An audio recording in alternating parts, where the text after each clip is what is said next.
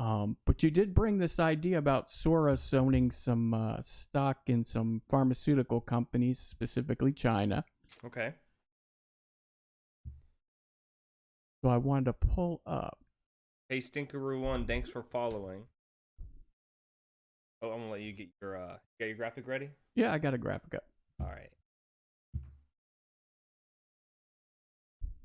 So basically, where it all started when I started with the research thing here is that there was some information sent out, some Facebook posts and things that went out basically saying, "Hey, we got this Wuhan germ factory in China, and it seems like Soros has an interest in some of that. Some claim he owns it, whatnot." I thought, well, that's rather interesting. Understanding that Soros has his fingers in a lot of things as a billionaire. Um, but I pulled up the 13F for George Soros. Okay. And if you go back to 2011, and I actually pulled it up through PolitiFact. Basically, a 13F is just what certain funds, and there's different ones, but this is what his particular fund, what he has to file with the SEC. And basically, it breaks down a lot of the things that he owns and how much of it does he own and whatnot. The last record we have of him owning a stake in a company there was in 2011. And that's what I've got pulled up right now. So this was,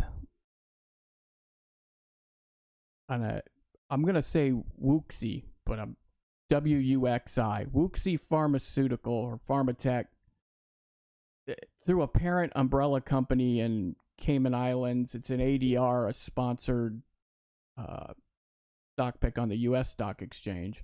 It's sponsored. It's a foreign company. It's called an ADR, and you can see that sponsored ADR shares. Let me make this just a little bigger. Hold on. All right. No one needs to see our face. We're talking about George Soros here. Yeah, man. I mean, all right. So I love a good story. Now you're basically full screen. Go ahead and highlight what you're trying to show them. All right. Yeah. So basically, you have this Wuxi Pharmatech Cayman Inc., which is a umbrella company for Wuxi Biologics Cayman Inc. It's a sponsored ADR. Basically, he had in 2011 he had about $3.8 million invested in this company for 250,000 shares. Now, for George Soros, I mean that's a pretty small position. I pulled up the information as of today, and they have a market cap of 18.8 billion with 648, almost 649 million shares. So at the time he owned 250,000, it was a small stake in the company. He doesn't own the company, relatively minor. So again, there's that kernel of truth. Okay. He does own some shares in that. He is invested in it. He's not a big stakeholder in it. It was interesting to note that PolitiFact made a statement, and where I pulled some of this information from, this is where they were debunking this story that George Soros or whatnot.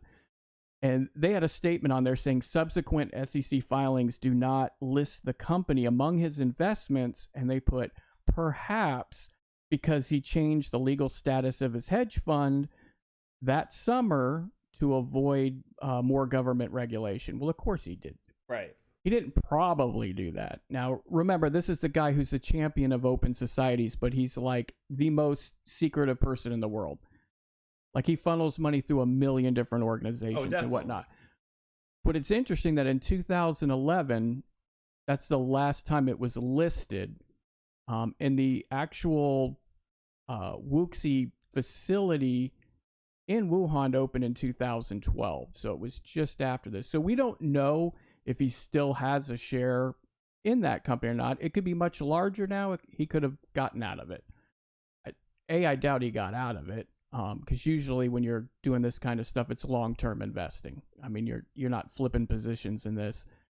And I would also point out that it's not unusual to be invested in pharmaceuticals. Right. I mean, it's, you get in these small little companies that are just starting to grow, and a lot of times if they find something good or whatnot, you get a huge return on your investment there. So not unusual, but there is a kernel of truth there that, he does or did in 2011 own 250,000 shares in this Wuxi company. Now I wanted take just a second to deal with the PolitiFact situation. So PolitiFact debunked this supposed myth or conspiracy theory or whatever you wish to call it, your flavor du jour. In 2018, PolitiFact was originally owned and managed by Tampa Bay Times. It was bought out in 2018 by Poynter Institute. This is where you start getting into, you got to really be careful about what sources you go to when people are proving something, disproving something.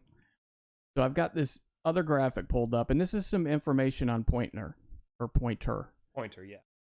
So the Poynter Institute receives broad support from a variety of sources, and here's an alphabetical list of our funders, at least those more than $50,000 in 2018 and 19. It was last updated November 2019. I cut out a lot of that list. Obviously, we're down to the O's and the P's. But I wanted to point out two funders of Poynter and therefore PolitiFact. So you have the Open Society Foundation, of whom George Soros is the founder and chair. Sure. You've got the Tides Foundation. Some people have claimed that the Tides Foundation's financial practices, and I have the quote down there, have been characterized as dark money for allowing contributors to Tides to obscure their direction of funds to other left-wing organizations. These are very left-wing groups and whatnot. And they noted that that Tides had received $3.5 million in financing from George Soros. So you have two funnels coming in here from George Soros to Poynter and then PolitiFact. So PolitiFact debunking a George Soros story should come as no surprise. Right. Obviously, they're going to do that. So you have to take that with a grain of salt.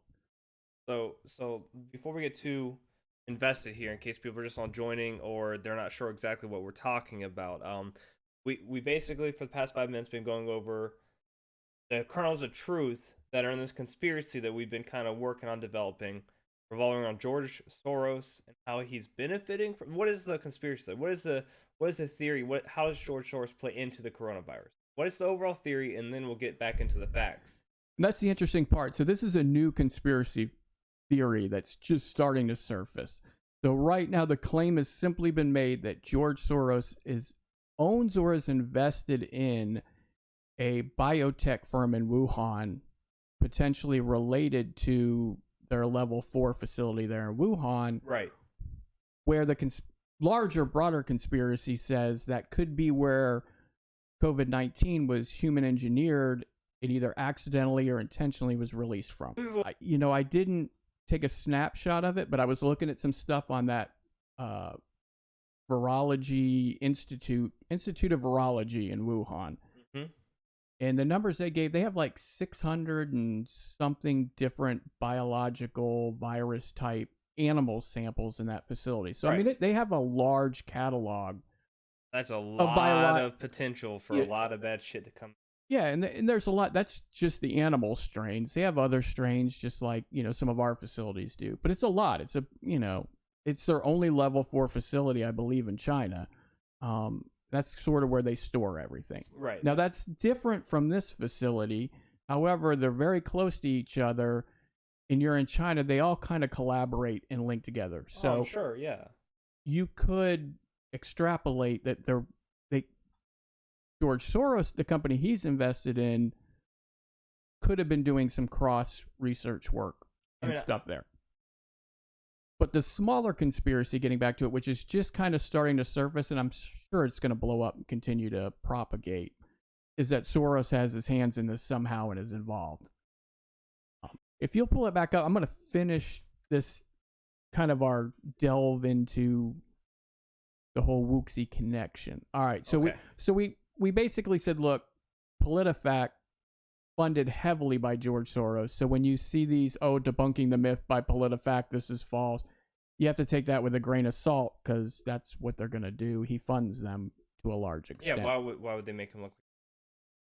So I grabbed some stuff off of the Wuxi AppTech website, which is the company in China. And basically their vision is every drug can be made and every disease can be treated. They're they're heavy into this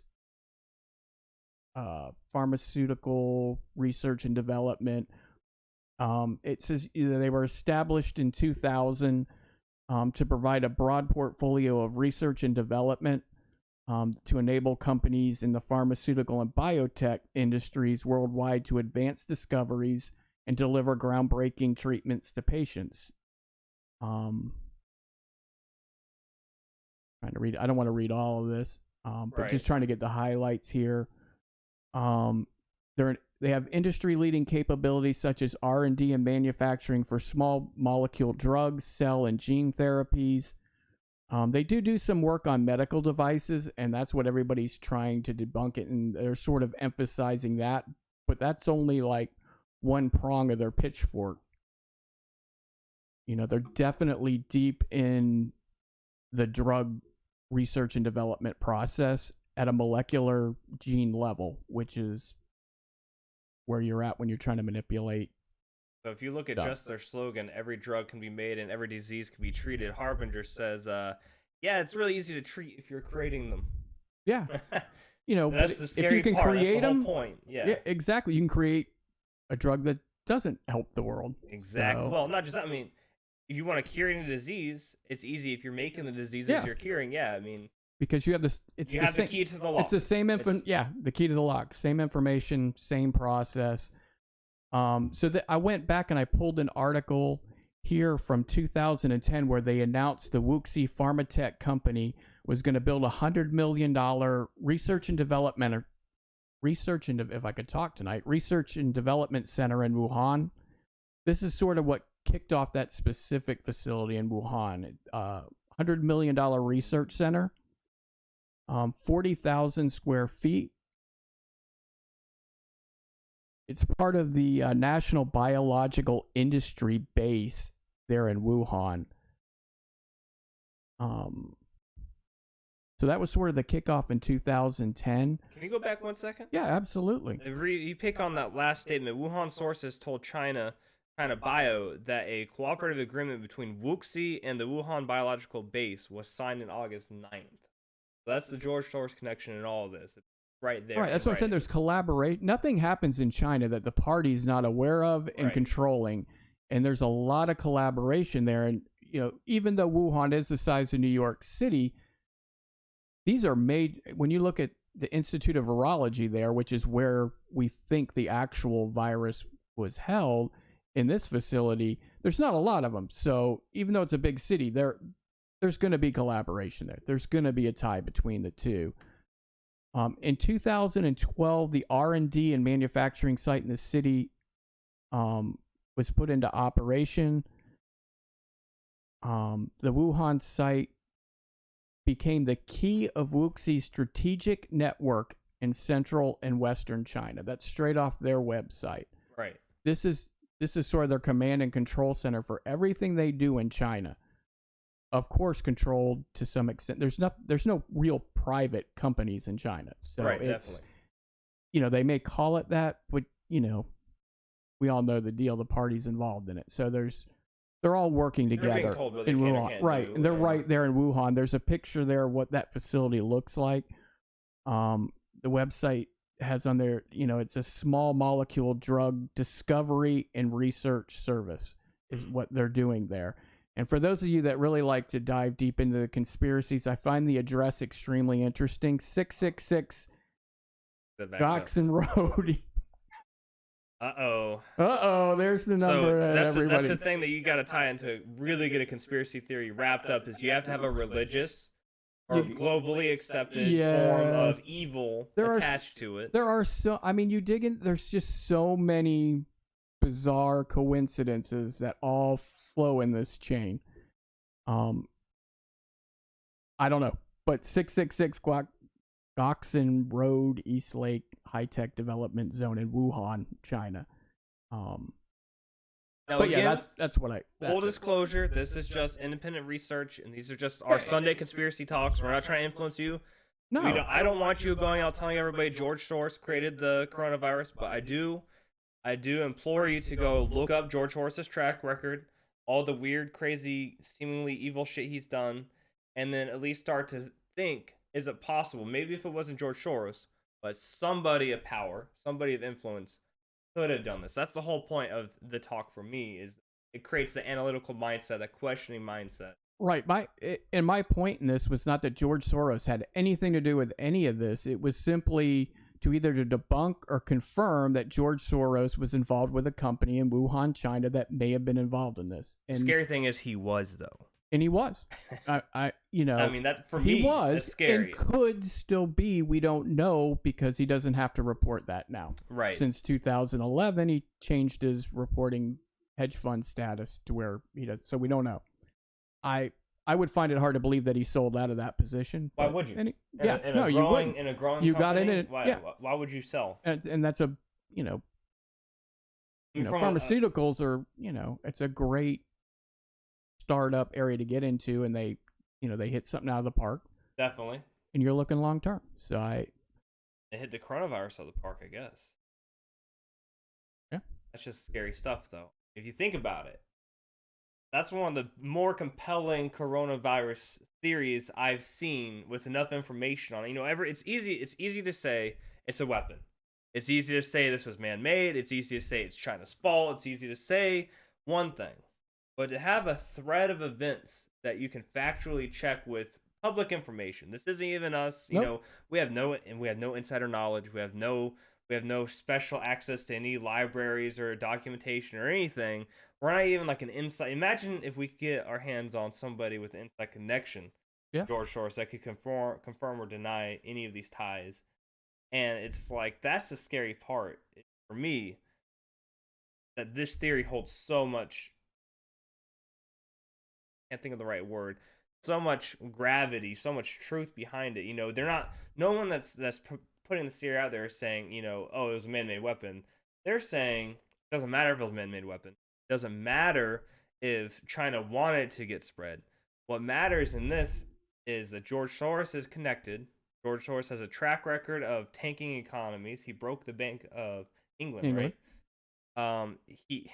And so far, everywhere this place is hit, the economy has been crippled. He's a master strategist, tactician, chess player. He doesn't do anything that he doesn't have an underlying reason to do. He doesn't blindfold himself and throw darts at the wall. He has a master plan. I don't know if anybody out there used to watch Glenn Beck when he was on Fox, but he did a lot of really good stuff digging into Soros, and whether you like Beck or you don't like Beck, I mean, it was all fact checked and backed. And I mean, that rabbit hole runs deep and wide. I mean, he's got his hands in so many things. Definitely. Scary things, trying to shape our company and our country. Yeah.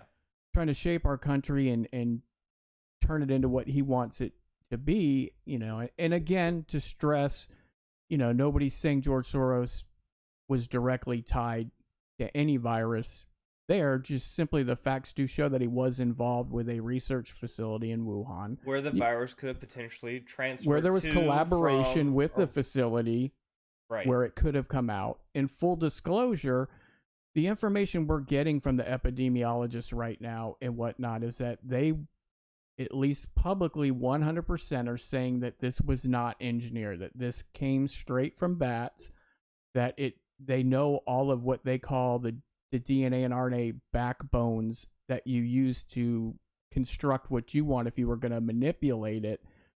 That they've looked for those backbone structures in this virus and they're not seeing that, and they say they would see it.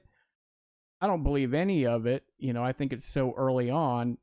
I don't know. And if they did, would they say they saw it? I mean, that might be a matter of national security where, they're told you can't say anything about that. I don't know, but just full disclosure, the scientists are saying they don't believe it was engineered. I'm saying I'm on the fence on that one.